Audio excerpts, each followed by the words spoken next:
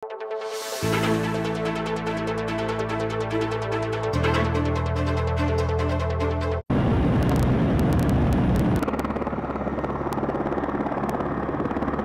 gitapulo ng banway milabas sa Manyalasa yaking bangsa ing Typhoon Haiyan o Bagyong Yolanda. Pinunteryanen ng bagyo ing Tacloban City ken Leyte.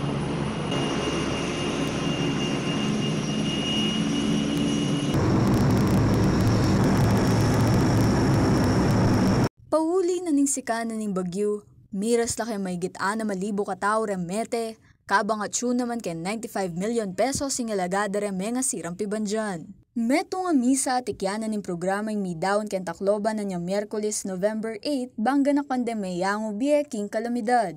Tinagon laki ni Represidente Ferdinand Marcos Jr. at dingaliwa pang opisyalis na ning gobyerno. The survivors who continue to move forward, we salute your indomitable spirit and character. As we commemorate this 10th year of Yolanda, let us continue to offer our prayers for our dearly departed, even as we find our own path towards peace, towards healing, towards recovery. Samantala, September 2009 na niyang panamdamanin ng Pilipinas sing aplit na ng Bagyong Ondoy. Pauli na nini, misa batas yung Republic Act 10121 o yung Disaster Risk Reduction and Management Act of 2010. Sumangid na nini, linto pamuri ning kakulanganan ng gobyerno king disaster preparedness anyang tumudyaketi ing Bagyong Yolanda banwang 2013. Anya naman, maulaga kanuwa mabiyasa tana kay mga palyari at tutumpag sadya ning pamagdatang darem mga sika na bagyo at aliwa pang sakuna, agpangking pamuntok na ning City Disaster Risk Reduction and Management Office na ning San Fernando ay Raymond Del Rosario. Ang garating kang plano, you should expect the worst.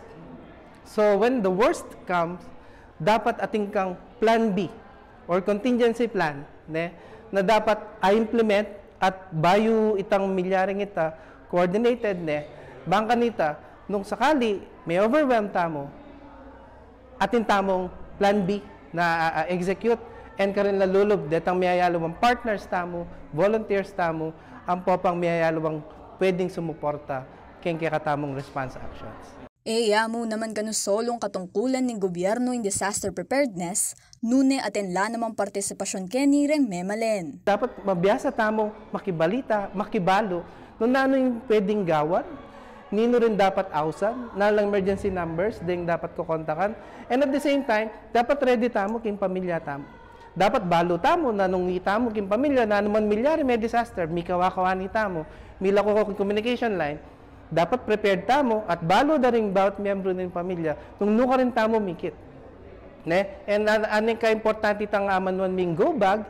Yung go bag kasi apining balamo survival kit tamo ito, yung preparedness kit tamo, na nuka rin natin yung laman nito, inuman, pamangan, panulo, importanteng dokumento, extra cash, flashlight, radio, na nung nuka rin, pwede tamong survive na katamo nitang katamong go bag for at least 3 days.